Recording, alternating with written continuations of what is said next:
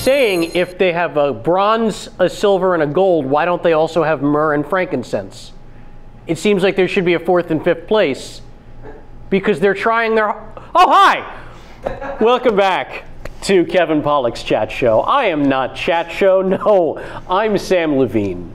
You've made a terrible mistake again because we fooled you. Kevin is off to parts unknown, or also known as New York. He's shooting a wonderful thing. Jamie's going to fill us in on that, but in the meantime, you're stuck with me, and I'm sorry, but we're going to make it up to you because we have a great guest today. Holy shit, are you in for a treat.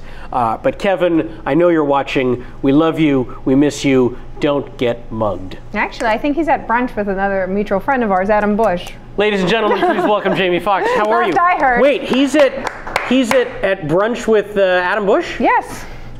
You know, and a former guest and friend of the show, mutual friend. Yeah. Yeah. Are they in Brooklyn? He was posting a picture on Instagram. It looked like he was in Brooklyn. Oh, I'm not. He just sent me a photo of some very Jewy brunch that he got. It was like lox on toast with like poached eggs, and I'm like, this is very Jewy. It's very Jewy. Out of your comfort zone. Yeah. You I don't know. need more ham. So he's supposed to be in New York filming a movie, but every time I talk to him, he's either going to a movie himself or having free meals with friends of his. Oh. So I think he's filming something. Yeah, he might be. Maybe.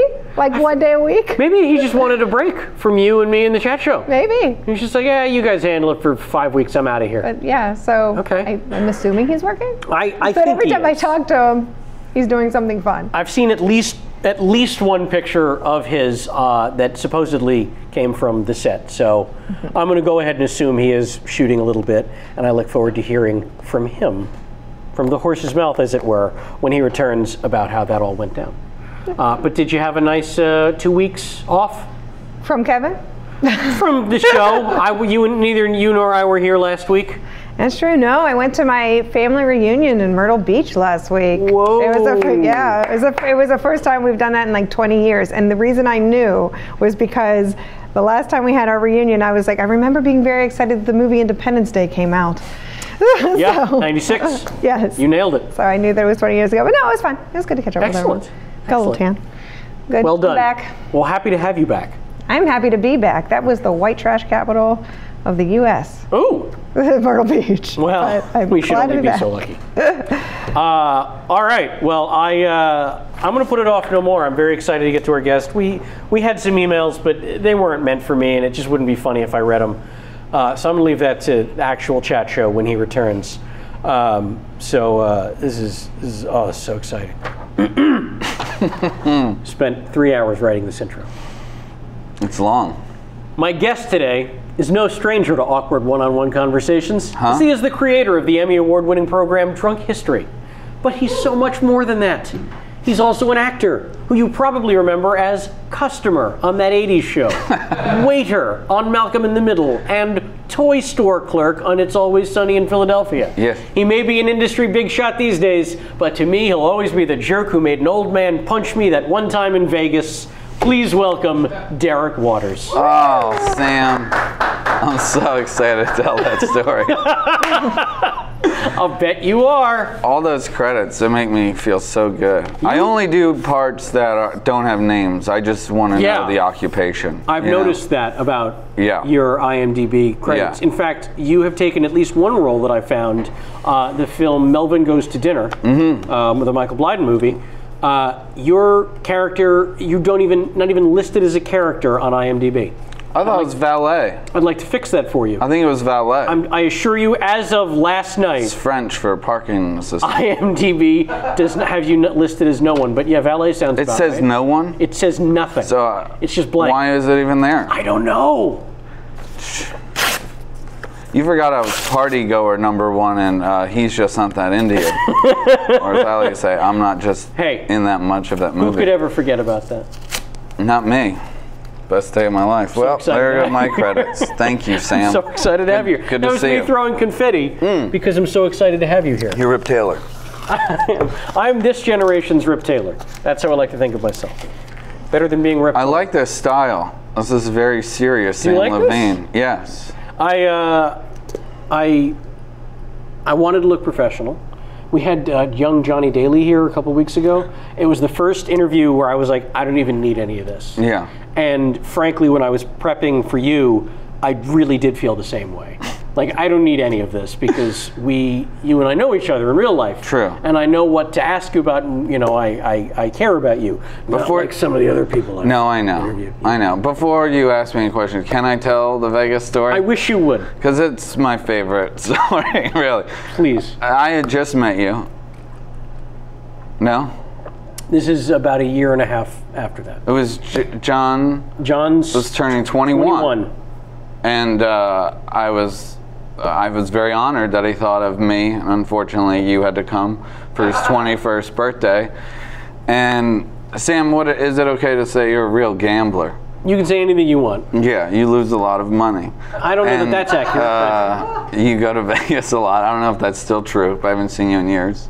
And you were very excited to let us know that you got the Blue Man Group tickets for us. That's right, I did. You were so excited. I was very excited. That's a tough ticket, man. I scored 3 freebies for us. John and I's faces weren't matched with your excitement, but we said, okay, let's go. Yeah.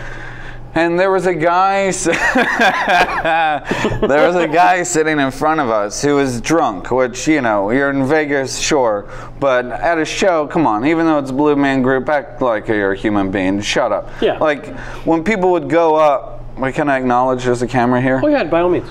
When, they would have people from the audience come on stage, a young girl's up there and he's going to show us your tits, and it's a Blue Man Group show. That's inappropriate. Maybe it's Stomp, but not Blue Man Group. No, they're a class act there. And the show is way too long. It's like an hour, and it's Stomp with blue faces, really. It's a long show. And I had seen the show in New York many moons ago, not to brag. I'm from Baltimore, and we'd take field trips up there. That's nice. Yeah, Blue Man for life.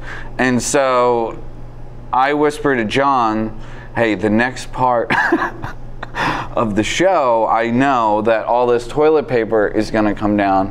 When it comes down, let's roll balls of toilet paper and throw it at this dick in front of us. Yeah. Had nothing to do with Sam. No, nothing. I didn't even know this was happening. And we winged it at his face in the dark, and the lights come up, and Sam's just holding his knee going, what the fuck? What the fuck? The guy had gone back behind his seat and thought Sam had thrown the toilet paper in his face and was just hitting Sam. But I don't find it mean that we did, because we had nothing to do with his actions. We didn't know he was going to do it. But the fact that you were so confused, it made me so happy and sad, and I'm sorry about that. But it's a good story. It's the best. You have nothing but good stories. Because you were so excited to take us to your version of Disneyland, Blue Man Group. You still have that tattoo? Blue Man is Disneyland? BMFL. It's 4. It's the number 4. No, I was excited because, John, I don't think he'd ever been to Vegas. Yeah. And he and I drove there, and the 3 of us shared a hotel room. We did. You could only be there for one night. You had to meet us there, and you could only be there the one night. And boy, did we have a good time. Yeah, that's the only part I remember. Why do you have a version of that story where I lost a lot of money? Oh, I remember.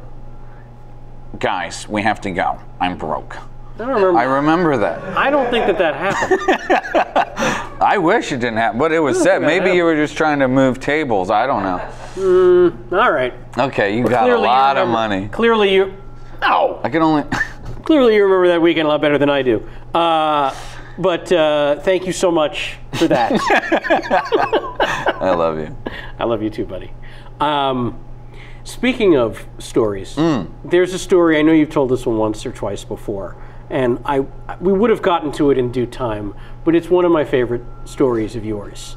And when you first were living in LA, you took some jobs that, weren't ideal, but you had to work. Sure. And one of them, I believe, was at Thank you so much. our nation's proudest music retail shop. Yes. Tower Records. I was at Tower Video. You were, excuse me. This is the one on Sunset across from the old Tower Records? Ancient now. Ancient now, yeah. I think PFT also worked at that one. I think I heard that. Back in the day. Yeah. But you had a great experience there. Many great experiences. Oh, are you thinking of one in particular? I might be, but you can share any of the experiences. I just moved here from Baltimore, and I was it was the year 2000. Not to date myself, and I never seen a famous person, and people would come in there all the time. I gave Sylvester Stallone American Pie, not to brag, and I remember one day, like, the cool thing about it was there were so many movies, and I got to learn so many movies that I'd never even heard of. Yeah. And this one guy came in one day, and he was asking for a movie. I think it was called Miami Blues. It was something in that vein. Yeah, with. And I looked it up. Hold on, let me tell the story, Sam. So I looked it up, and nothing came up. And I said, "Oh, who's in it?" And he named like 3 actors, but the only one I recognized was Sidney Poitier. And so I was putting in his name, but it's a weird spelling, you know, and I didn't know how to spell it, so I was spelling it wrong. And I said, "How do you spell it?" And he spelled it for me. And unfortunately, we didn't have it, so he left. And my boss goes, "Why the fuck did you just have Sidney Poitier spelling you his own name?" And I was like, "Because I thought it'd be funny." But I had no idea. It's not like I didn't know who Sidney Poitier was. Right. I didn't know. Just not what he looked like. Well, I just didn't expect him to be asking for his own movie. And the only celebrities I'd seen at that time were Cal Ripken and John Waters, you know? Like, wow. Not Sidney Poitier. So, you're both your real dads? Cal Ripken and John Waters. Yes. You are related to both of them, right? Yes. That's what I thought. Thank you. Well, since you keep mentioning Baltimore, let's talk about Baltimore, where you call home. That is home, yes. So, you were raised in Baltimore. Yeah, this little town called Lutherville. Am I correct in saying Baltimore? Do people say that? Yeah, no T. Baltimore. Baltimore. Okay. Yeah. You want to hear a good one? For Let's Go? Yeah. Sco. Then you want to save even more time. Yeah. If you have a specific location like home for Let's Go Home. Yeah. Scum. Wow. Scum. It's great. That is great. It's the laziest way of talking. Oh my God, you Baltimoreans must be saving so much time over. We were way before all your abbreviation. You know, in LA, you know, all these short sessions and stuff like that. We were saving time way before the West. Left and right. Yeah. So Baltimore is like the Japan of the U.S., just a big step ahead of the rest of us. I think so. That's great. Yeah. No, it's a great place. So you were raised on the mean streets of Lutherville. Yeah. Crack Central. No, I lived like 15 minutes from the city. What kind of a student were you? Were you a good kid? No, I was like in special ed. I wasn't a bad kid, but I was a slow learner. Still am. But yeah, I wasn't like troublemaker. I was a smart ass. That, you know. Well, sure. You and I, you're born a smart ass or you're not, you know? And that's why you and I hate each other. 2 smart asses don't make it right. What? But I love you. I love you too. Okay. Dickhead. Fuck you. But yeah, so I wasn't like a class clown, but I remember this one teacher, Miss Oden, she was so sweet. She would kick me out of class, but then afterwards she would like whisper in my ear, "That was really funny, but you know I have to kick you out when you do that." And it made me feel good, like, That's okay, pretty good. I'm on her side. That's pretty good. Yeah.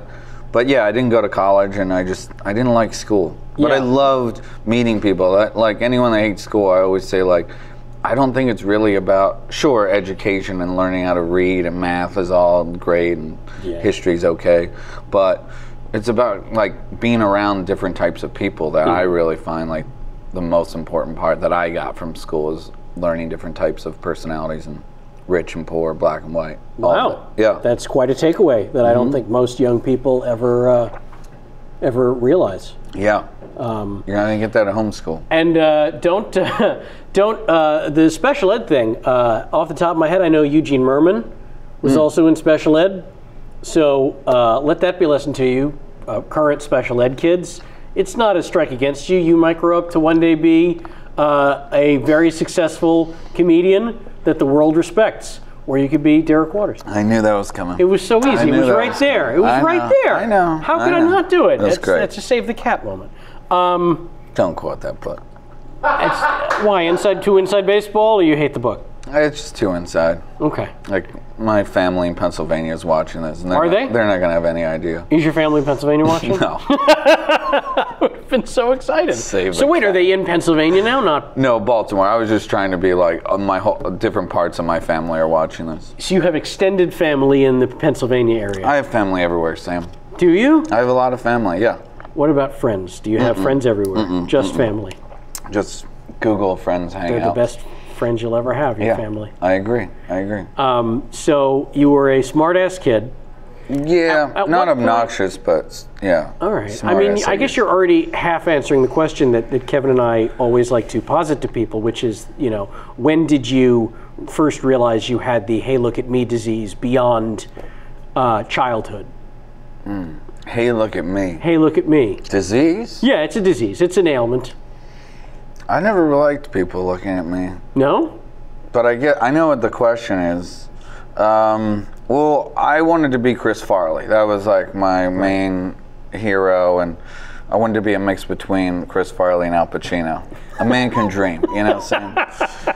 And but every time I would do dramatic work, people would laugh. So I was like, maybe I'm dry. And I took I did Toronto. I studied at their second city and then moved here in 2000. I would say probably until 2002. It took 2 years to sort of be like, why don't I stop trying to be somebody else? Because I was falling down every time I was doing improv and just trying to be Farley, and then realized he was being himself, you should be yourself. So I think it's just a lot of times that people weren't laughing when you hoped they were laughing that made me realize I can just be myself and try and stop trying. That's why I have my classes here at the West Side Comedy Theater. Yeah. By the way, once a day. Those are great. Those are great classes, by the way. Yeah, keep it dry. So I don't want to get too far ahead. So you're in high school. How do you go then from being a high school student in Baltimore to up in Toronto? Well, I worked for my father at his tire company, the Waters Company, counting wheel weights and tire valves, not to brag. And I did community college for 1 semester. Okay. Left with a 4.0. Wow. Sorry. No, you were it was just for timing. You were right to burp there. English and acting. If I could talk and act, that's all I wanted. That's all you wanted? That's all I wanted to do. And you've mastered both, as far as I'm concerned. I don't want to brag, but I did 12th night in community college. Wow. Sir Toby Belch. Wow. I did 12 Monkeys. No. That's not a production. It's 2 productions, a movie and a show. So I was there and then made enough money to go up to Toronto. I lived in a house. It was well, wait, what was the impetus to go to Toronto? Oh, well, I wanted to decide between Chicago and Toronto for second city. I knew I wasn't ready. And you didn't want to go to New York. You wanted second city. New York made me claustrophobic. It still does, but I knew I wanted something to be trained in before coming to Los Angeles because I knew I didn't know my stuff. So you knew you wanted, in high school, you knew you wanted to be in LA. I knew. Doing this. Yes, 100%. But you knew you needed a little more training first. Yeah. Okay. And so I went to Chicago for a couple days and Toronto for a couple days and just introduced myself to people and Did you went have to friends shows. in those cities? No. So you just booked yourself a hotel room, or did you stay with this family, this alleged large family? No, I stayed by myself. Oh, wow. It was, well, in Chicago I had a friend that I stayed with, but in Toronto, I think I just stayed in a hotel. Yeah. But Toronto just felt more open to people just starting out. Chicago was too, but it felt like Chicago was more like another Los Angeles where you got to know your shit. It's very competitive in the comedy scene in Chicago. But Toronto definitely has been the best decision I ever made in my life because I met the best people and I got to learn how to do it. Because when I came out here, I'm so glad there's this teacher I had, and I remember going I am so glad I went to Toronto because I would have believed this guy right now. He was like, if you're ever on stage, is an improv class, if you're ever on stage and you don't know what to say, think of a funny word like cauldron. I only say culture when I tell that story. Yeah. Because it's not a funny word. That's not a funny word. But yeah, all. so I got to do it there, and then yeah, did sketch stuff here. Am I jumping too far ahead? No, you can jump to whatever's natural. I went to Toronto after community college and was there for 6 months till I got kicked out for being an illegal alien. And this is a good story. When I first moved out here, I got very close to getting on Mad TV, not to brag, and I was meeting with a manager, and I told him a little bit of my story, like I just told you. Yeah. And he's like, wait. When you're with me, you got to put jokes in your story, okay? Because I'm going to be setting you up with the head of Paramount, the head of Universal. So when you got kicked out of Toronto, say it more like this. I got kicked out of Toronto for being an illegal alien. I mean, me. Can you believe that? So the Marx The guy Brothers that you've old known manager, for a minute in this general meeting, can you believe that? Can you believe I got kicked out? Yeah. Of all people. So Shecky Green's old manager passed on you, is what you're saying? Yeah. Okay. Yeah. And the same guy said, Derek, I love you, but I got the next Rosie O'Donnell on hold.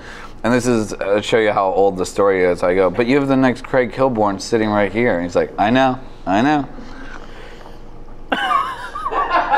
Tell me we'll never know who he had on hold on the other line, will we? Right. We'll never know who the next Rosie O'Donnell Might have been Monique. is. It could have. Who knows? I always think of her as the next Rosie. Really? No. Okay. Might have. So 6 months, then they kicked you out for being an illegal alien. Right. How did they catch you? Well, I mean, it's not really a great story. When you go there, I tried to say that You were there Second for City fun. was a school and try to get a visa through Like a student visa. and they said no. Yeah. So it was really just 6 months was up, and I said, Oh, it's time and to rather go than home. live there actually illegally, where you could like go to jail or get fined, you were like, all right, it's been 6 months, peace Yeah. out. Oh, yeah. I learned what I think I needed to learn. I'll work for my dad a little more and tow out my 96 Pontiac Grand Am GT. God, I love that car. It was great. Did you see that car? Fucking dick. It was a great car. No, but you have had the same car. I still, yeah. I think you still do, right? Yeah. Not that car. No. But the next car I had, after which that, I got in 2003. Right, it's a 4Runner, right? Yeah. Yeah. I love that car. Me too. All my kids love it. But my old car, I just remember the story. When I first moved here, I was doing extra work. And I remember I was doing a extra job at Paramount. And this guy came up to me. He's like, hey, what kind of car do you have? I was like, I have a black Pontiac. Oh, they're looking for a black car. He's got a black car. And they're like, great, can you pull it up? You're going to drive through the scene and be a driver. And he's like, $15 extra, buddy. And I was like, son of a bitch, I don't want to drive. I'm already nervous. I just want to walk around and see what a production is like. So I pull up to the Paramount gate. I forgot the name of the show now, and I did then too. And he gave my ID. He's like, okay, pull forward. And I was so nervous. My side mirror hit the pole at Paramount, and my side mirror glass just went everywhere. So it's like, oh my God, I'm gonna get kicked out. So I pull over to the side and grab like a shirt, or no, it was a sweatshirt, I remember it, to clean up the glass. And I look in the rear view to make sure no one's behind me. My whole face is covered in blood. Like little nicks had come in the car, and my whole face is covered. And I know this sounds like a Tommy Boy line, but the guy really said it. As I got out of the car, and he's like, hey, you can't park there. Jesus, what happened to your face? And I was like, oh, it's just a little scratch, just a little scratch. I don't want to get kicked out. Please, please, please. I'll be such a good driver. I'll be so good to you. And then they took me to the Paramount Hospital, which was just a lady dabbing. She's like, you got to drive slower. I'm like, okay, great. And then I went back, and the guy's like, 15 extra bucks, huh? And I was like, yeah. Really cool. Yeah. That was my last day of doing extra work. I think a lot of people have one day of extra work in their life. When God closes a door, he slams a shattered window in your face. I was about to say, throws shards of glass in it for added emphasis. Yeah, I do believe, Don't though, do this. there are signs that we get, and it's up to us to acknowledge, like, is this the right path or isn't it? And that made me say, I don't think this is. No. No. No. So how quick, just real quick, how long were you back in Baltimore before you moved out west? After Toronto? Yeah. I came back in February. Maybe, I'd say 2 or 3 months. I moved here March 1st, 2000. March 1st, 2000. It's a good time. It was the best. It's a good time to move out here. March Madness. Did you have any friends when you came out west? No. You said, this is where I need to be. I'm getting in my shitty car and I'm doing it. Yeah. No, I didn't have any friends. That's amazing. Yeah. That is the dream that so many Americans have. But you think about it now, and you're like, man, how the hell did I do that? But when you're like hungry and you just know you want to do something, you do it. You don't worry about the consequences. Right. That's and also the drive. you're 18 though, right? In this story? 20. Or no, you're a little older. Yeah, 20. Yeah. So, I mean, I guess in the back of your mind, you know, like, all right, if I go out there and I spend 3 years doing this and it turns out to be a boondoggle, I'm only 23. It's not like I've missed my chance to do anything else. Right. I remember being so excited. I was like, I'm going to save money by not driving. I'm going to walk everywhere. Mm-hmm. And I walked to the Comedy Store, and I was so excited. It was like a 3-mile walk. You know my old place. I was just about to say, from your old place to the Comedy Store, that is not a short walk. And when I got there, they said, oh, you got to be 21. And I had to walk back, so I was 20. Yeah, it was a lot of walking. That was a lot of walking. So you've just mentioned... I'm setting up the walking story for you. You're setting up so many stories.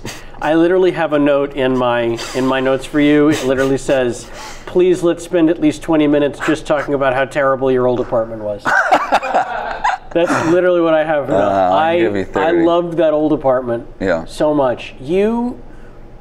You lived there for 11 years. 11 years. Yeah.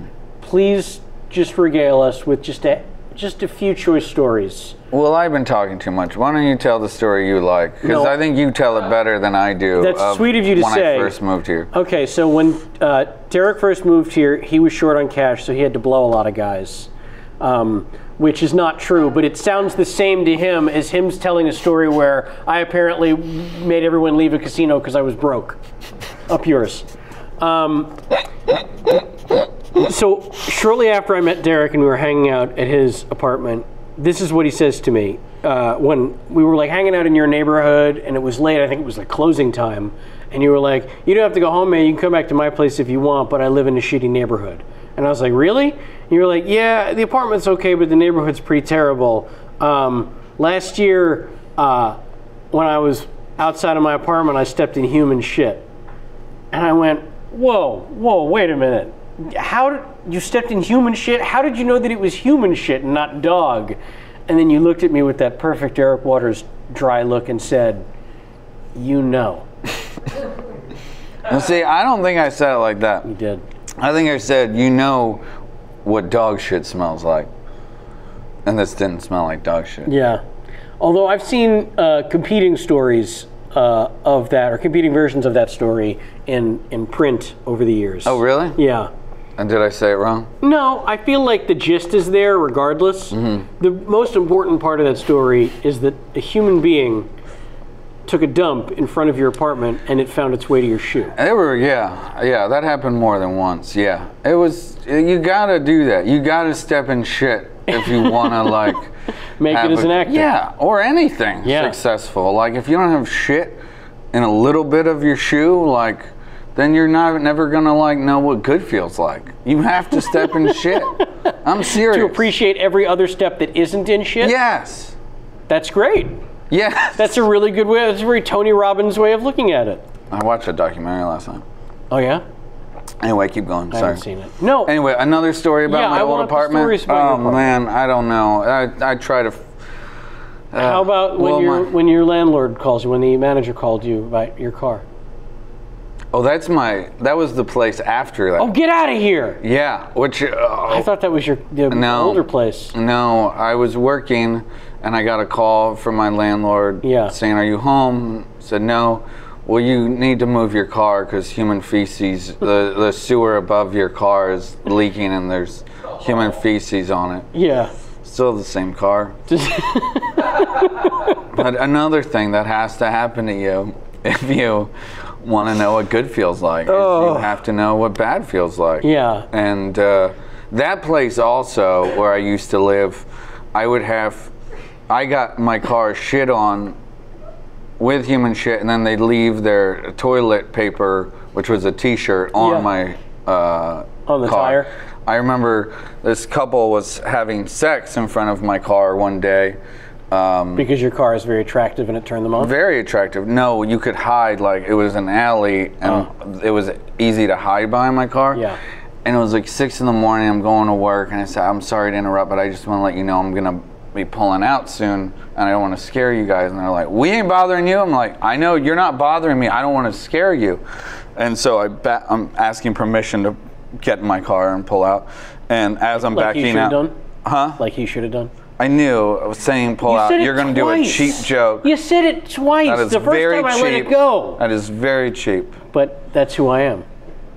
So I pull out sexually, and there's this guy in a lawn chair that I didn't even notice with sunglasses on, just watching them have sex.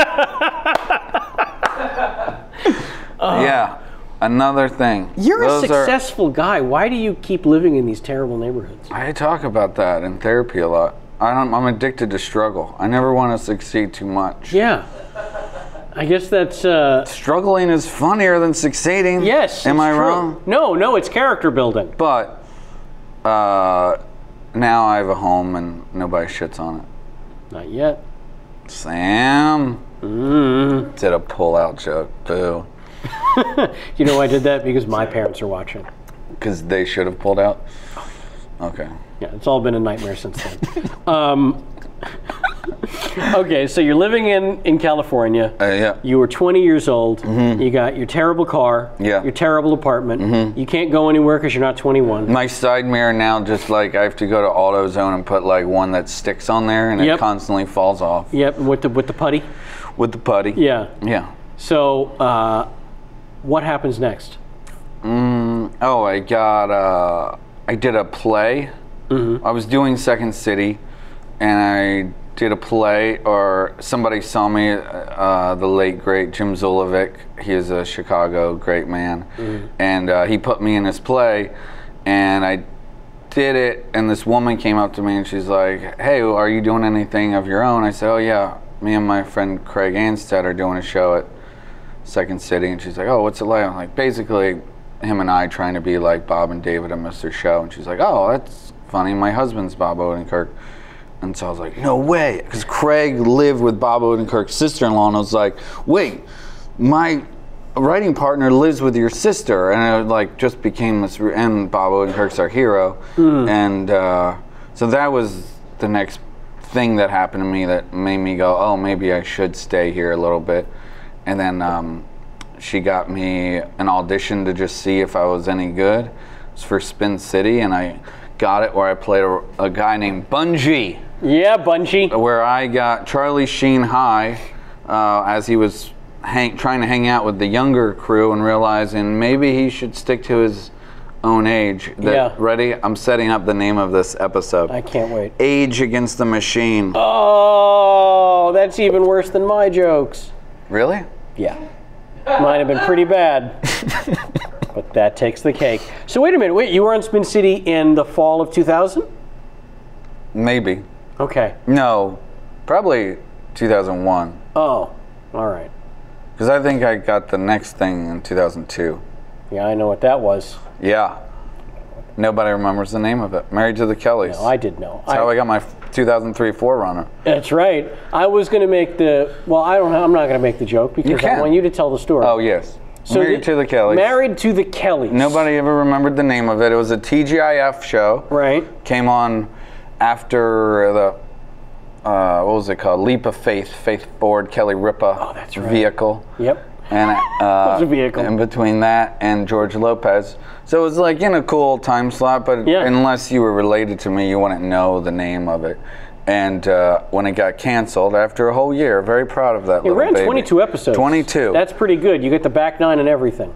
Yeah, that's more true. inside baseball. Very save the cat. So when it got canceled, I was like, my life's over. Because you got, and that's another thing is like you have to step in that shit. So because this felt so good, and then it was just taken away, and I was so bummed out. And I remember I was at Target, and this guy came on to me. He's like, "Man, you were on my favorite show. Why'd they cancel that?" And I was like, "It was your favorite show?" He's like, "Yeah. Why'd they cancel it?" I'm like, "Well, it was a family show, and sometimes family shows don't really work." And he's like, "What was the name of it?" I was like, "Oh, nobody remembers it. Married to," and he's like, "Yeah, Married with Children. What's up, Bud Bundy?" Yeah, what is up, Bud Bundy? But that's not the only time that's happened. No, you've been mistaken for David Faustino quite a bit. Yes. Yeah. I'm not Bud Bundy, or am I?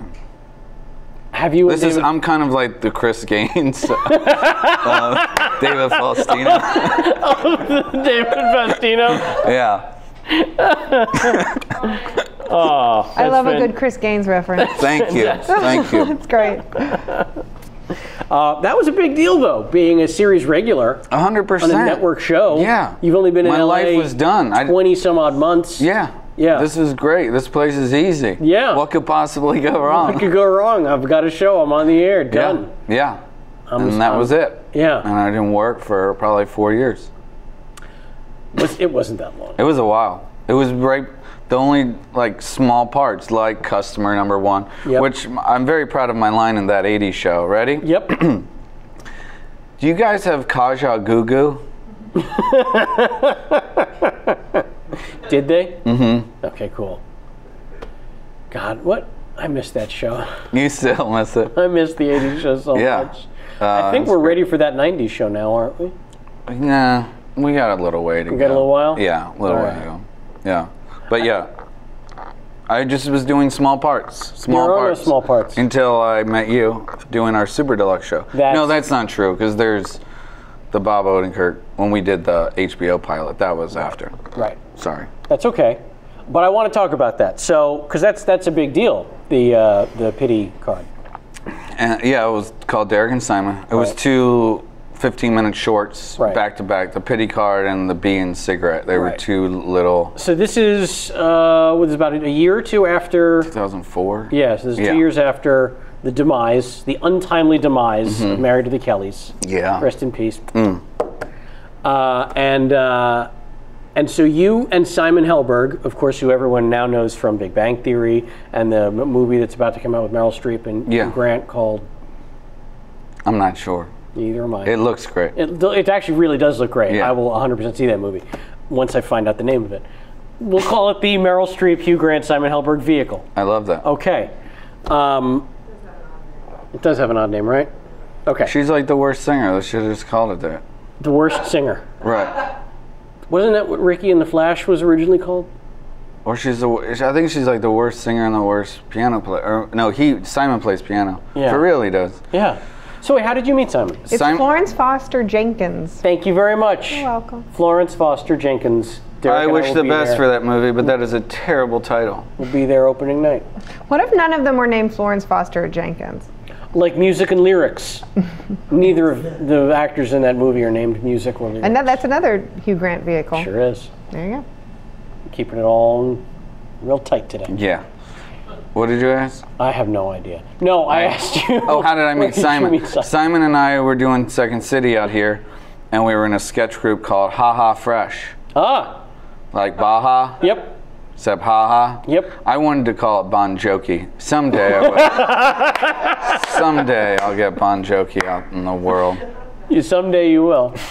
So you guys met and you decided, hey, you're funny. We got along. In all seriousness, when I met Simon, we had mutual friends, and I remember calling my mom like I just met a girl, and I was like, Mom, I just met the most talented guy I've ever met. Like, Simon still blows my mind. Like, his impressions, his acting, everything. I was like, this guy is mind-blowing. Yeah. So, and then Simon did Mad TV while we were doing the sketch show, and then after that, Bob Odenkirk and him had met, and I was with his wife Naomi, and Naomi was like, maybe you and Simon could meet Bob and talk about ideas. And so we met with Bob and came up with this idea of just Simon and I's lives. Yep. And making it a show. And so, yeah, we did it for HBO. It didn't get picked up, but it went to Sundance and went in the Wolfen DVD, and it just felt like something should happen, and then this place called Super Deluxe started. Yep.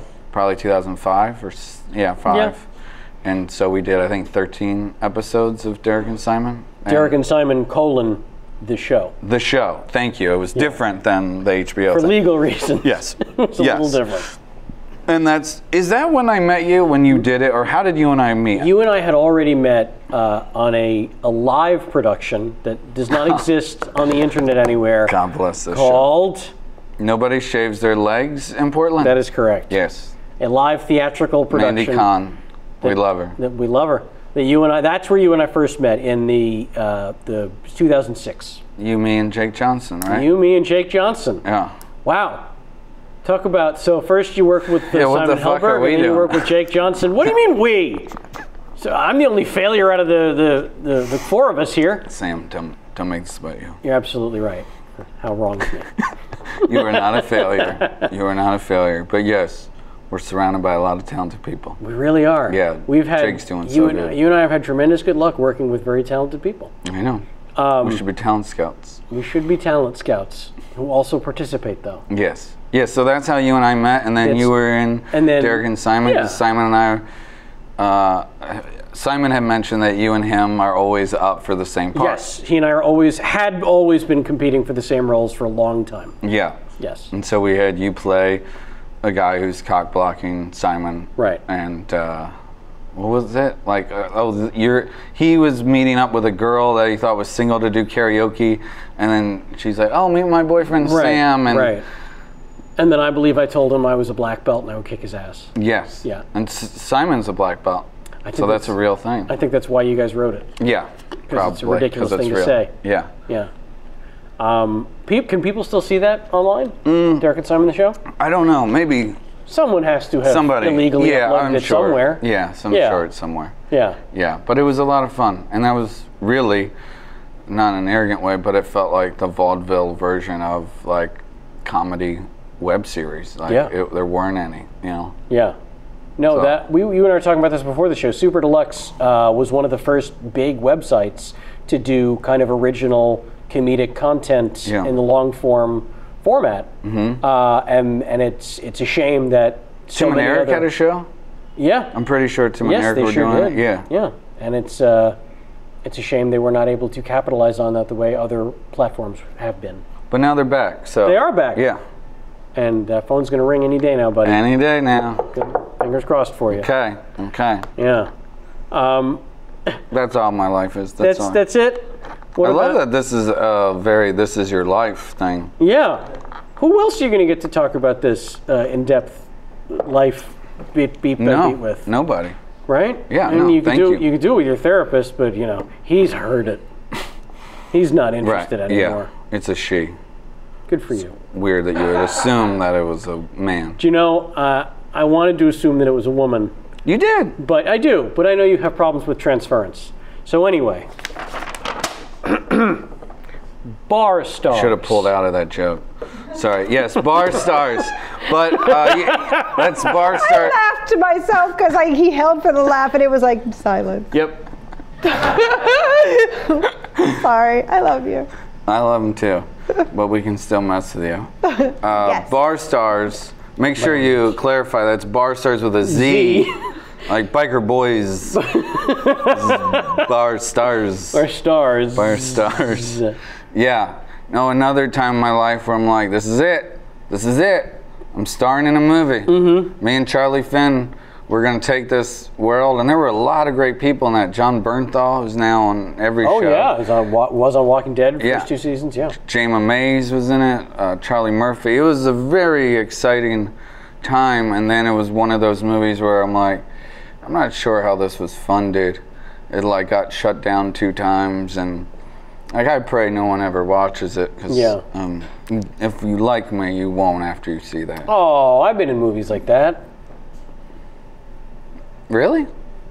So another thing that came up in the I thought Hot Tub Time Machine was good. In the research. Bro, I'm not John Cusack, you know that. Clark, dude. I know what you're going for there.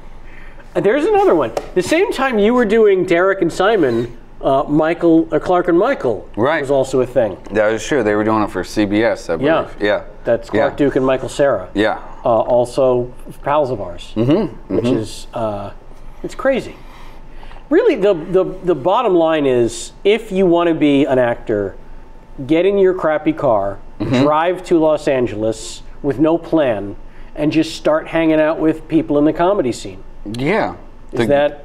Well, I say this for real. Is I think being at a place where you're around other people that are similar to you, as in like just moved here, you're not hanging out with like really successful people, you're just around your like type of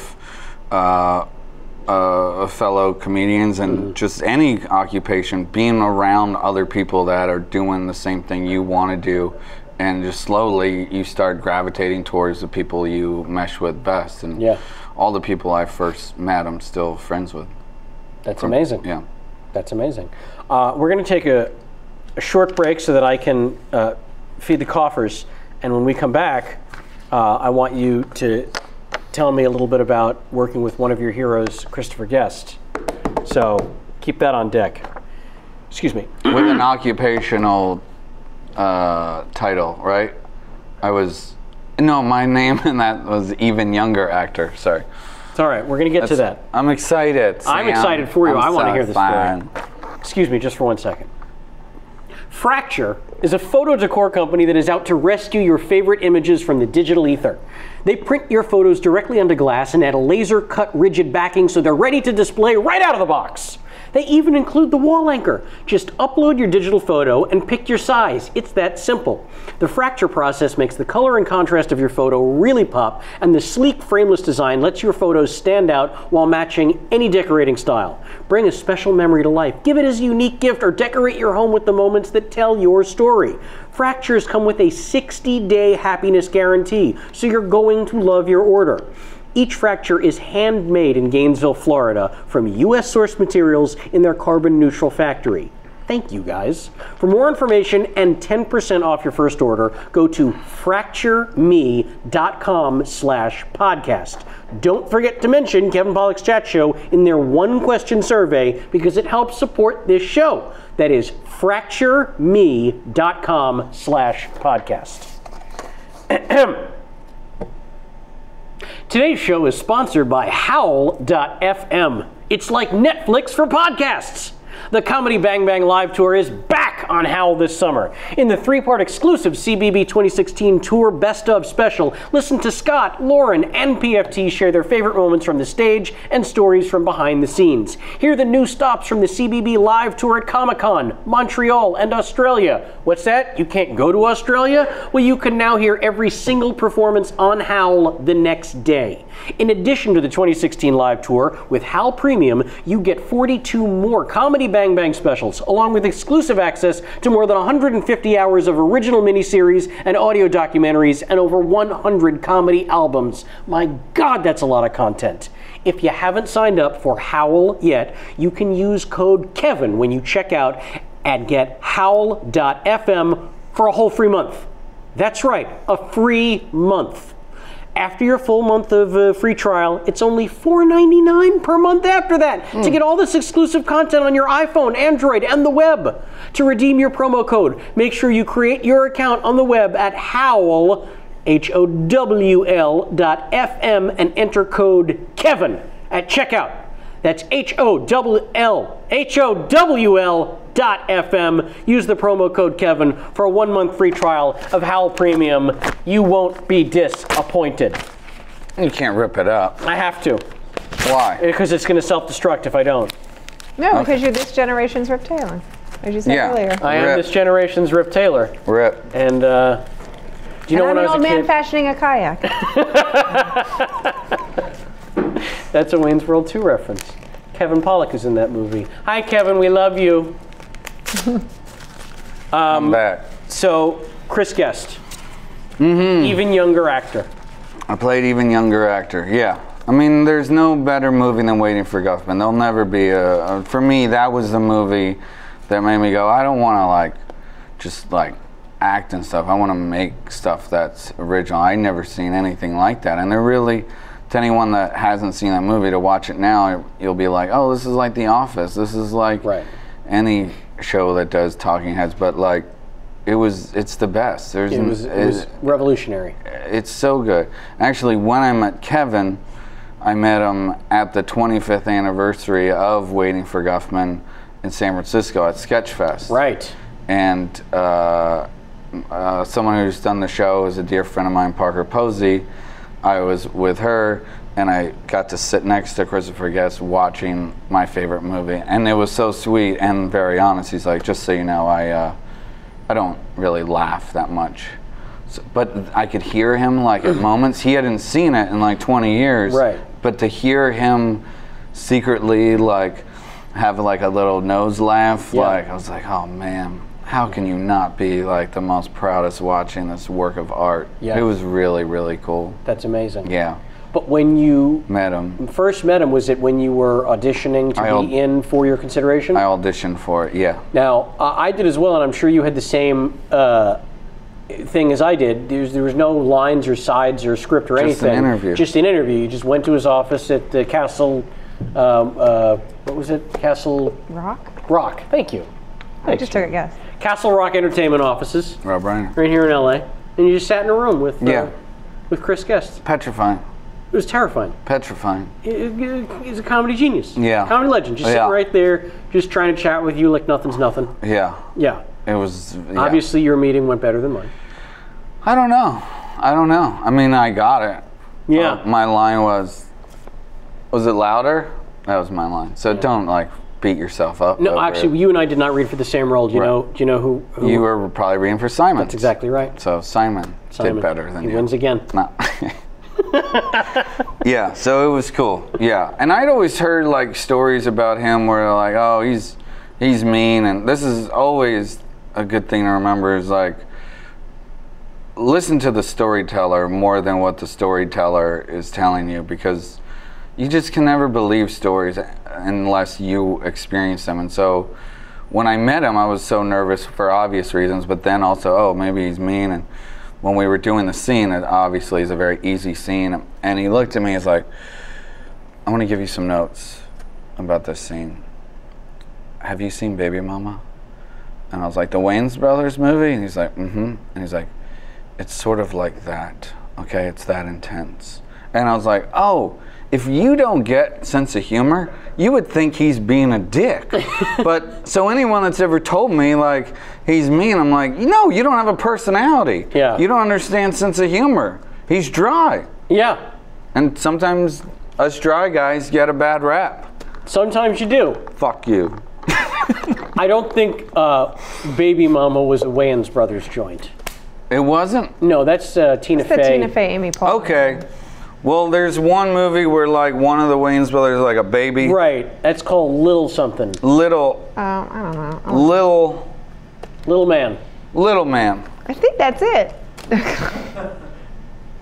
Nailed it. I'm glad that's what you took away from the story. It's the mistake I made. I really hope the people are watching this and not just listening, because they're missing out on the visuals of your confetti? The confetti gags, they're really working today. I gotta incorporate this more when I host. I agree. Colored paper is what I'm going to suggest. Colored paper is probably the next step for me. All right.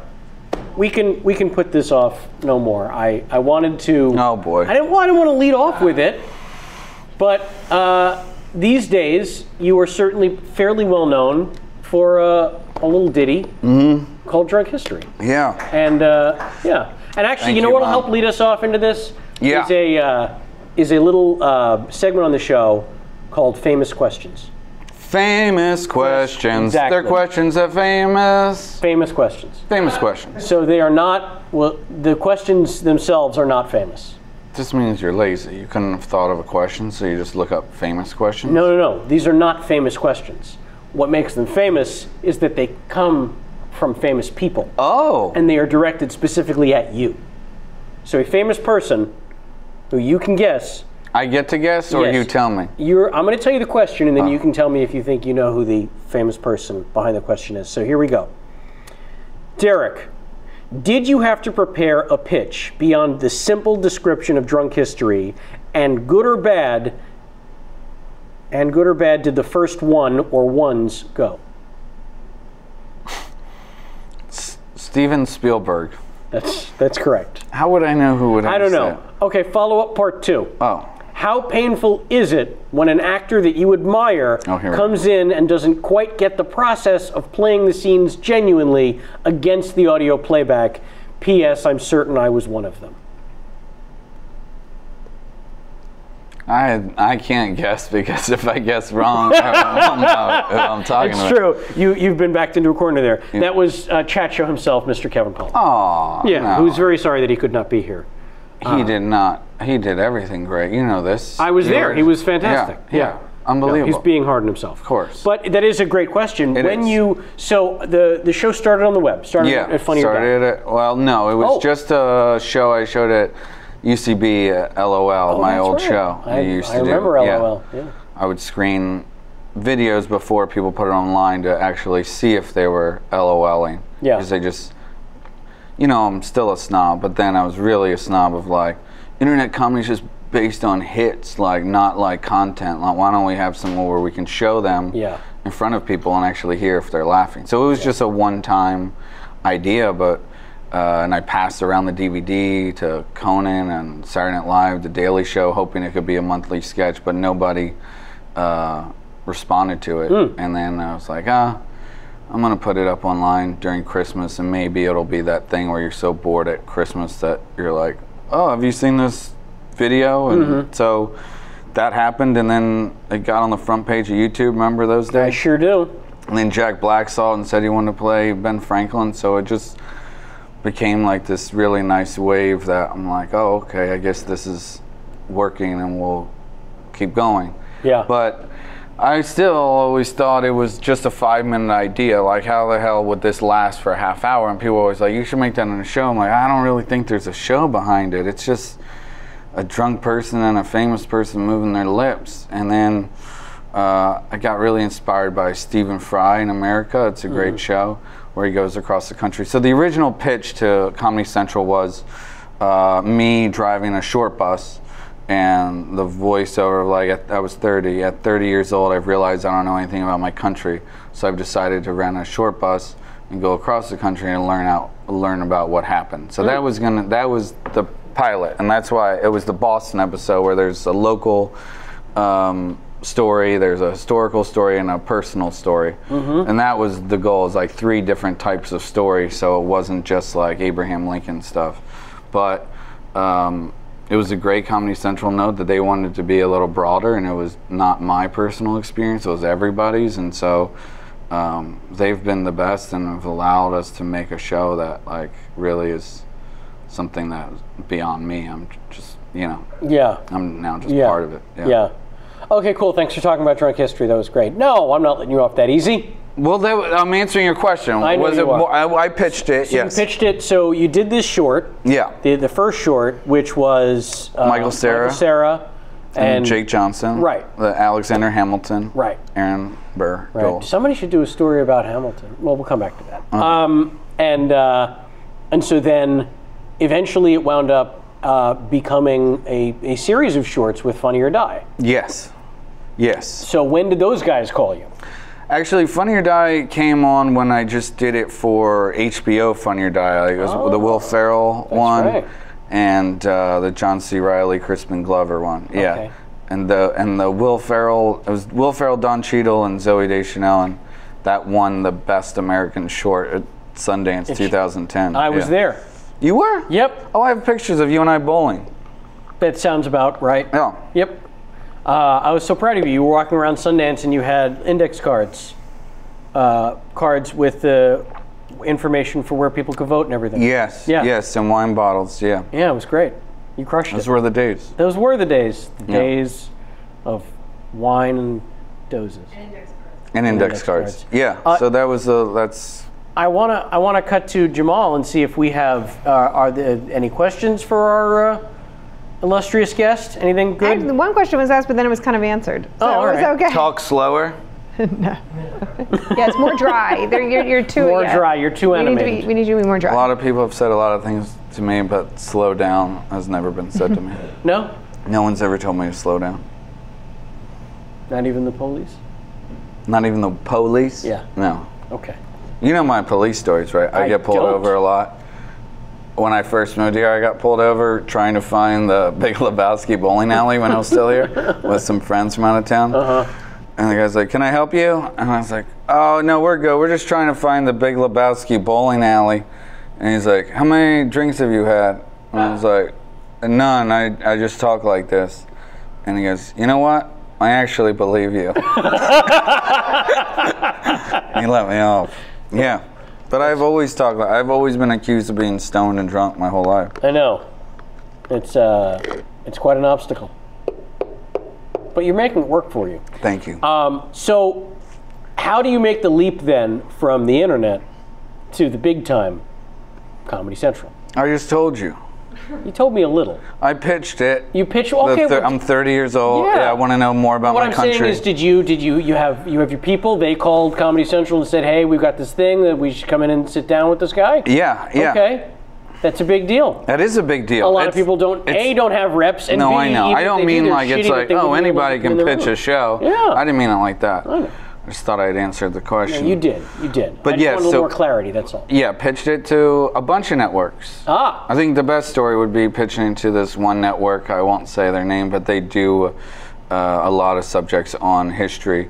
And they gave me a note that was like, "We really like it, but do they have to be drunk?" Well, if they weren't drunk, it would be the History Channel. Yep, it sure would. You should have pitched a story about how aliens probably colonized America. They might. I don't know. So this is a little fascinating nugget that came up. So you, Derek Waters, the creator of Drunk History, come from a family. Neither of your parents have ever had a drink. No. I think they probably are fibbing a little. Like, probably when you're young, everybody drinks. But no, they, since I've been born, I've never seen them take a sip of anything. Teetotalers. No, I'm just like, try this. Just a sip. No, they won't do it. Not interested. No, so I grew up where like that. Yeah, there's no alcohol. So then how did you become a raging alcoholic? Was that to I wanted to succeed. I didn't succeed until I started drinking. If you've learned anything in these stories, I didn't drink when I first moved out here. That is a great lesson for the kids. Yes. Oh, it's all about the kids. I don't know. It was a sarcastic question, so. Oh, it wasn't really. Just. Well, I'm not a raging alcoholic. I'm a paid alcoholic. All right. I get fired if I don't show up drunk. No, I guess started to drink if you're really asking me. Yeah, when did you start? If you're certainly not drinking when you were growing up. I didn't drink in Toronto. I didn't drink when I first moved here. Probably, not to be dark, but probably when that show got canceled. I know I wasn't drinking during that at all. Yeah. Yeah. And so I think like, and then I wanted to like make it fun. Yeah. So I wanted to make a show about it. Okay. Well, that's and now it's really fun. Answer. No, now I don't really drink because I'm. Now you're on the clock when you're drinking. Yeah, it tastes like work. Yeah. Oh boy. Oh man. Nightmare. So here's a question that has come in. I'm gonna Grante. I'm sorry? Grante 101? It's either Grante or Grant with an E. So I'm going to say Grante. Grante 101 wants to know... no, we'll come back to Grante. John Wilson wants to know, has any comedian been too drunk to tell their story and had to be sobered up? All the time. All the time. Yeah. I can't out anybody, but we have a medic. Her name is Anna Baltimore. I didn't hire her just because of her last name. She's a great medic. I don't believe you. You really don't believe me? No. Well, you're going to have to trust me, and I'll prove it later. I'm not going to bore your listeners and watchers. Anna Baltimore. And a really strange thing, but it makes sense, is an oxygen tank we have. And so when someone gets too drunk, they go on oxygen, and it brings you back to life. It's really fascinating. Sure, that's what oxygen bars. They have them in Vegas. Yeah, I'm not going to do that, but you just look like a douche when you do that. Like, come on. Right. I've never done that. Maybe if I was in like Denver where it's high altitude, but not a Vegas bar. No. Well, it wakes you up without, That's the last thing I want to be, is awake in Vegas. It's hell. It's actual hell there. Hot. Do you not like Vegas? Mm-mm. No. No. I've only seen you there one time. It makes me too sad thinking about how much money you lost. That reminds me, can I stay with you? Yes. Yeah. So people get, but now, after, this is, what is it? We're in our 4th season, learning of, people don't start drinking until I get there, because I learned the hard way. Like, there's a lot of things I've learned about alcohol, but one thing is, when you have adrenaline going, your brain can't register the alcohol intake. It's running off the adrenaline. It's like when you were a kid and you were going to see Bare Naked Ladies, one of your favorites, and you would get so excited to see the band before they started, and then they sang "It's Been," and you're on the ground. It's true. You're asleep. Yeah. And that's why. It's because the adrenaline doesn't allow the brain to acknowledge alcohol. So people getting nervous be like, I'm not going to be on TV. They drink way too much, and then they're out cold. So now I make sure they don't drink until I get there. Right. Yeah. But I know the flip side of that is you've had some narrators who can be very drunk but are so good at being drunk that you barely know that they've had any. Yes. And that's problematic. That is. If I may, one of the finer drunks I've ever seen is John Levinstein. Love him. Who narrated when I was on the show in season 3. Yeah. You can barely tell. Oh, what are you talking about? You can barely tell that he's drunk. How many times have you met him? Oh, plenty of times, but he was really, really, really drunk, is my point. Right. Because, him being that drunk for me is hospitalization. For the point where you're like, oh, I think that guy's had 1 or 2. I need an IV drip. Yeah. Yeah. That's my point. Right. Because he knows how to drink. And sometimes that happens where somebody looks a little sober because when they get too drunk, we have to find the time that they told that important part of the story. Right. That you can understand. Yeah. So that's why sometimes people seem a little more sober than they appear in other things, just because it's so important that we're actually telling the story. Yes. I don't want to leave stuff out. No. So typically when you're doing the narrator sessions, I know people always ask you about this. So the narrator basically tells the same story 2 or 3 times. More than that. Oh, is it more than that now? Yeah, it's a while. Okay. Yeah. It's like 6 to 8 hours. So like. Oh, wow. So they're drinking for 6 to 8 hours. Yeah. Oh, there's a lunch break in there. Oh, boy. Yeah, I'm a real hard ass. Oh, man, I could never do it. That's good. Yeah, I could never. I could not even do a half day of that. I couldn't give you 3 solid hours of drinking. They probably tell it 10 times. I mean, it depends. And then there'll be different parts of the story. And it's hard because when I say 10 times, that doesn't mean 10 consecutive times. Sometimes they want to jump all around. Right. But another thing I've learned about alcohol is alcohol will not allow the brain to go back 1 page. It needs to start the whole thing over again. Like, all right, so when did Theodore Roosevelt know he was going to be president? Theodore Roosevelt was born. No. I know when he was born. Just got an answer. No, I haven't told you when he was born. Yeah, I get yelled at a lot. I'll bet you do. Yeah. Yeah. So what do you enjoy more? Sitting with the narrators or doing the reenactments? I mean, the alcohol is a hard part of the first thing, but I genuinely mean this. I love people so much that I love both. I love interacting with people, and I love shooting the reenactment. Choice I just gave you there. Oh, I haven't seen it. It's only okay. Okay. Yeah. I know she had made 1 choice, but I like them both. Good. I'm happy to hear that.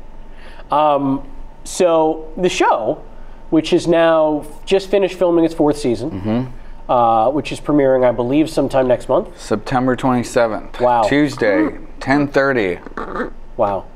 and that's exciting. And spoiler alert, you can see Chat Show himself, Kevin Pollak, and this mug. These two together. On the upcoming, unbelievable. It's true. We are in the same segment, although we have no interaction with one another. Yeah, and I'm glad you brought this up towards the end because your audience now knows, like, I don't really like you, but your performance was unbelievable. Sincerely, Sam. It's so good. Oh, you're really, really, and that's so sweet of you. It's hard for me to say because I'm like talking about Drunk History, but your performance was so good, and you're just, Thanks, buddy. You and Kevin. I appreciate that. Is that to make up for all the bashing earlier? Yeah. No, I'll do more. I'll do more, but I genuinely mean that. It's really that's good. very sweet of you, and I thank you. And here are some accolades for you. Show was nominated 2 years in a row for Best Variety Sketch Series, and it is an Emmy Award winner for Best Costumes. That's fucking crazy. That's crazy. Yeah. Here's the Derek Waters, creator of the Emmy Award-winning Drunk History. Are those words you ever thought would be uttered? No. No. Not at all. No. You thought it was much more likely. Here is Derek Waters, the People's Choice Award-winning actor from Married to the Kellys. Yeah, that's what I hope. That's what I really That's did. what you were like, that seems more believable. Yeah. Than... You loved his dumb one-liners on Married to the Kellys.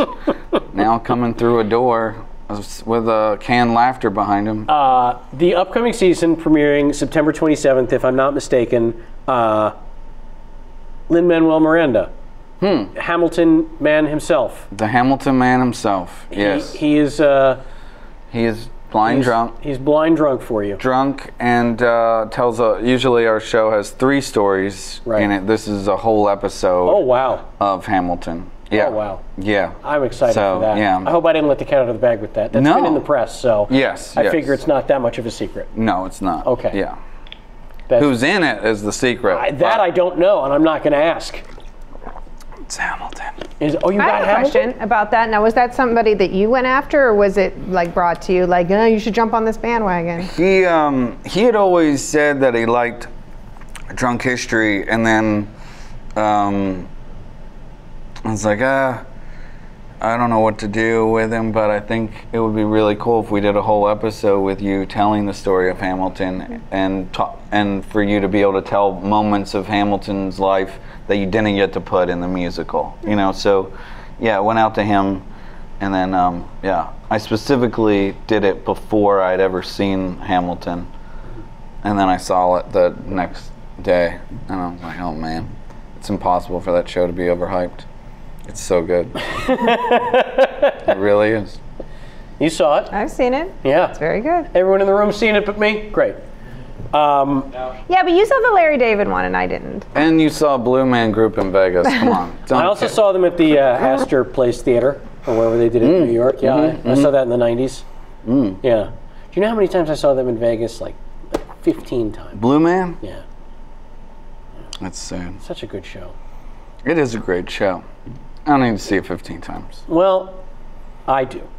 There's always something. I think whoever you like work with over there in Vegas, that's his go-to thing. Is like, I'll get you Blue Man Group if like you lose all your money here again. Yeah, you know what? It's a she. It's weird that you would be so sexist there, Derek. Call back to my therapist. Excuse me. You know when people lick pens? It's very bad for the tongue. Letterman always used to do that. He would lick the pencil. Right. Right. I was like, you don't, why are you putting... But how do you know he would really do it? It was more like... I think he was really doing it. I think it's an old-timey thing that people really used to do. Lead. You'd have to lick the lead to get it going without a streak or whatever. I don't know why. Yeah, I don't know why either. We should both sit here silently and Google why people did that. I gave up Google for Lent, sorry. Next question, Sam. Ladies and gentlemen, that's the comedy of Derek Waters. So season 4 of Drunk History. Yeah. Very exciting. There is seemingly an endless amount of stories. There will always be history. There will always be history, and until they reenact Prohibition, there will always be drunk people. Right. So presumably, you will be doing this show until you die. Oh God, I can't do that. Well, then that leads me and to my and Grante 101's How next much longer question. are you going to do this? What is next for Derek Waters? Well, I don't know, because I have a lot of I was lucky enough to struggle for all that time and pitch a bunch of shows that didn't go, that now I feel like my, you know, I'm more likely to be able to sell a show now that I wanted to do a while ago, like my 13th grade. You remember? I do remember that idea. All those I read that. little passion projects that. Yeah, that's kind of the cool thing of doing a show, is you've proven that you can hold a show. So yeah, I don't know. Maybe I'm gonna do one more. I don't know. We'll see what happens. Okay. I'm not Viacom. No. But I feel like there's a little more history. There's just a little more history to squeeze out. Yeah. Of the 4 seasons, do you have some favorite moments other than working with me and Kevin, of course? My favorite moments. I mean, I don't know. I'm not good at that. I'm asking you to choose between children. Children, So right? It's a real selfish choice, if you will. And I will. You did, and I would. Maybe not necessarily segments on the show, but maybe things that it's allowed you to do, like attend the Emmys. Yes, taking my mom to the Emmys last year was great. Yeah. She was so cute. She's like, Derek, just so you know, Baltimore, you made my dreams come true last year. You do not have to take me this year. I said, okay, thank you, Mama. Thank you for your permission. But that was a dream come true, was taking your mom. Taking your mom anywhere, you know. Anywhere. Yeah. Well, you could do that anytime. That's true. But yes, the Emmys, she was so excited, yeah. Yeah, what mom wouldn't want to go with her son to the Emmys? Yeah, and I should say this year it's 3. It's the show, it's editing, and it's production design. Yeah. When that's the stuff, like, I've been so blessed to meet and work with the best people, and it's just so great that, you know, they're getting acknowledged for their hard work that pays this little, you know. There's very little money. Yeah. It is a passion project for everyone involved. At the end of the day, it's something everybody loves. And when you get people to work on something that they love, especially the crew, that's pretty hard. It is very hard in this business. Yeah. I have certainly seen that. So hats off to you, sir. Thank you, Sam. Hats to you. Yeah.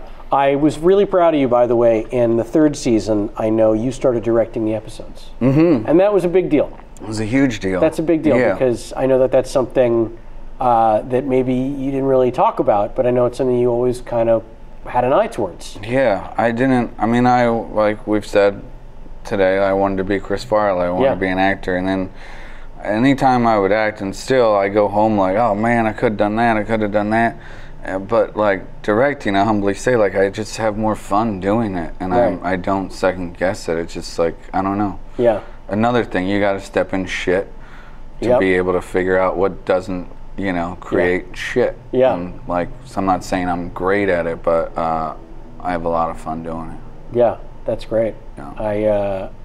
I think it was Jeremy back behind the directors.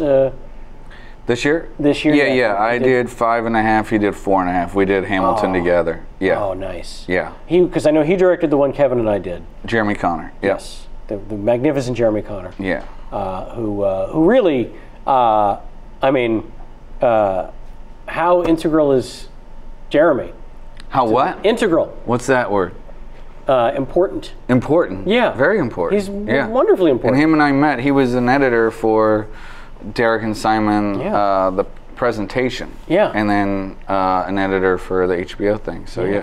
So who I know through Simon. Shout out to Jeremy. Hell yeah. Fuck yeah. Yeah. I fucking love that guy. This is amazing. Do you know we've been talking for almost 90 full minutes? Feels like 190. Oh, wow. That's what all of our guests say. Also, it has not helped that the temperature has gone up. Right. That's about what I meant. 40 degrees That's in what here I meant. 100. Since we started. So thanks for being on top of that, guys. This shirt is a mess now. My pit stains, they're there. Yeah. I like that you and I did the same style, except you did the one button, which I think you shouldn't do that. You know, this is no good for you, the Henley Not with for the open? me. Not for me. You don't call them Don Henley tees? Don Henley? My Don Henley tee and I always go unbuttoned. Really? The new style of the last few years is for men who wear button-up shirts to button it all the way to the top. Oh, I didn't do it for style. Yeah. I mean, When I wear a dress shirt, I do one button undone. Well, that's good. Because I think men who button it all the way to the top without putting a tie on look insane. Yes. Thank you. It's I don't know why it's become so fashionable. But not this. A dress shirt all the way. Right, to the a top. dress shirt. But I guess Henley, you can go either way. Why do you? Don Henley. A Don Henley shirt, you can go either way because Don Henley is he's just a cool, free swinging dude. Yeah. And I feel like a Don Henley in a Don Henley shirt, he would unbutton the top button. Wouldn't you agree, Jamie? He wouldn't give a fuck. That's right. Hell yeah. He doesn't have 2 fucks to give about the buttons on the shirts. Were you there that night at poker whenever they asked him if it was Eagles or the Eagles and he wrote back, I don't give a fuck? Were you there? I've been there for most of the Don Henley emails. And my God, they're amazing. Someday she's going to have to put those in a book. Someday. I'm going to bet she has a book. She probably does. Okay. I'm so desperately worried that there's something we didn't cover, but I feel like... I feel great. Do you feel good? I feel great. I feel really good. Yeah. I feel really good. You're so easy to talk to. Likewise. Because you're so dry. Now, I know I threatened you before the show started that I can't let you out of here until you participate in the Larry King game, which is how we end almost all of our episodes. Man. So I did Larry King last year. You did, didn't you? Yeah, because you asked a couple of questions I knew you only had known because you watched it.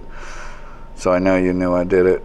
No, I did not watch Larry King. Really? I read... I'll text it to you. I read a lot of your... Yeah, I only get asked the same questions. I'm just playing with you. Yeah, so you have a Larry King thing, which I'm very nervous about because... No, it's the easiest game in the world. All right. Here's how it goes. You're going to do a bad Larry King impression. Bad, not good. You're going to give us a TMI moment about Larry. But that's like, I'm making up something. Making it up. It could be anything. He's very old, his first ride on a dinosaur. It could be some weird sex thing. It could be about food he ate, whatever you want. Who gets excited to see this part of the show? My parents. Okay, cool. And then when you're done with the TMI moment, you throw to the phones. And is it actual phones? Yeah, you throw to a caller. And a caller will come on? Sure, we'll see. We've had Kevin on the line this whole time. He's been waiting the whole show KP. to be our online caller. Okay. And then that's it. And if the city you throw to is a funny sounding name, it's not going to hurt you. Whenever you're ready, go down the barrel. That's your camera right there. Give us your Larry. Hello and welcome back. Today my guest is Samm Levine. Sam, freaks and geeks. More of a freak or a geek? You don't have to answer. I'll tell you. Whenever I watch Freaks and Geeks, I make sure I watch it with Greek salad, and I have a pitch that I've been trying to sell for years. My big, fat Freaks and Geeks wedding. Would you buy it? Someone on the line from St. Louis, Virginia is on hold that wants to buy my big, fat Freaks and Geek wedding. Caller. No? Okay. Oh, no, wait, we have a caller? Your caller is on the line. Go ahead, caller. Yes, Kevin. Go ahead, caller. You're on the line. You're on the air. Yes, hello. There must be some sort of delay. Is Larry still saying freaks? It's, this is Kevin. He wants to buy my movie. The pitch is my big, fat Freaks and Geeks wedding. How much? Purchase. Purchase. Done. Sold. How much? How much? What's the offer? $74 million.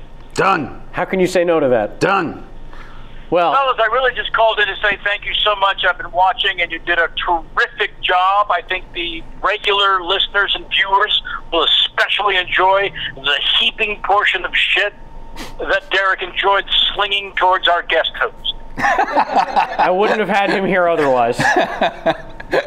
Thank you, Kevin. Thank you, Kevin. We love you. We miss you. I'm glad you were able to watch. Yeah, whatever. You guys did great. Wrap it up nicely. Stop being a jerk. Okay, thanks a lot. We'll talk to you later. That's Kevin Pollak, ladies and gentlemen. I love it when Dad calls to check on us. Let all the kids have the show. Right. Thank you so much. Thank you, that Sam. is how you crush a Larry King game with an assist from KP.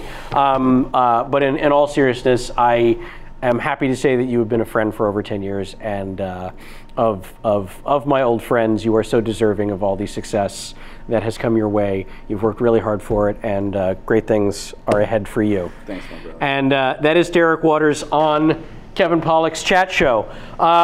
Is there any business I have left unattended? Jamal, anything? No, you did your ads. You're good. I think we're good. Yeah. All right. Well, then I'm going to let everybody get out of here. Stipend, as Kevin would say. What's that? We could pay the crew a stipend. We can pay the crew a small stipend this week. So let me thank the crew, because words are free. So let me thank up on the crow's nest, we've got Jason McIntyre. You've got Ryan Noble making things run smoothly. Down on the floor, you've got Dr. Kenny Chen. Yeah. On makeup today, Samantha Ward. Yeah. Samantha, I presume we have the great Corey Levin working our social medias for us. And am I leaving anyone out? Oh, the good people over at the West Side Comedy Theater. Thank you for letting us hang our proverbial hats in here and do this silly show. And of course, my big love to you, Jamal Fox. Thank you for sitting side. And making a sandwich. What do they call it? Sidecar. Side sandwich. Sandwich. Oh my God! Jamie made a sandwich today that she made for the crew. Knock your fucking socks off. KP, you missed a hell of a sandwich. And of course, thanks to the Godfather and chat show himself, Kevin Pollak, for letting me steer this ship directly into the Bermuda Triangle. So until then and next time, fuck off.